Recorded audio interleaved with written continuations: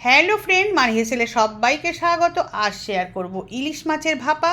ইলিশ মাছ কিন্তু এখন বাজারে প্রচুর, আর বর্ষার ইলিশ খেতে খুব টেস্ট হয়। তো আমি এটা পুরোটাই কালো সর্ষে দিয়ে বানাবো। এই সব উপকরণ দিয়ে বানাবো ইলিশ মাছের ভাপা। প্রথমে ইলিশ মাছটাকে আমি হাফ লেবুর রস, নুন, হলুদ, কাশ্মীরি লঙ্কা, কাঁচা সর্ষের তেল দিয়ে ম্যারিনেট করে 15 মিনিটের জন্য রেখে দেবো। সর্ষেটাকে আমি 15 মিনিট ভিজিয়ে নেব, দিয়ে কাঁচা লঙ্কা দিয়ে বেটে একটা ছাকনাতে আমি ছেঁকে নেব, দিয়ে কালো খোসাটাকে ফেলে দেব। কালো খোসাটা অনেক সময় গ্যাস অম্বল হতে পারে। এরপর একটা বড় টিফিন কৌটোর মধ্যে মিডিয়াম হাতার 6 হাতা সর্ষে বাটা, হলুদ, কাশ্মীরি লঙ্কার গুঁড়ো, নুন, নারকোল কোড়া, কাঁচা তেল, হাফ লেবুর রস দিয়ে আর বাটি ধোয়া জলটা দিয়ে দেব। দিয়ে মাছগুলো দ্বিতীয়বার ম্যারিনেট করে নেব।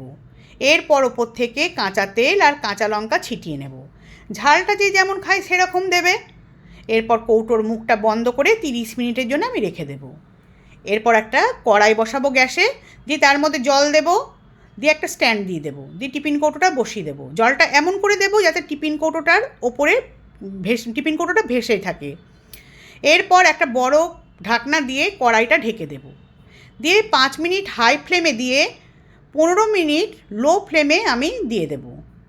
দিয়ে 15 মিনিট পর আমি গ্যাসটাকে বন্ধ করে 5 মিনিট রেখে দেব। 5 মিনিট পর আমি টিফিন কৌটোটা খুব সাবধানে খুলবো, কারণ টিফিন কৌটোটা কিন্তু খুব গরম। খুলে দেখব মাছটা হয়ে গেছে নাকি। দেখো কি সুন্দর হয়েছে, ওপর থেকে তেলটা ভেসে উঠেছে। এরপর এটা গরম গরম ভাতে পরিবেশন করব।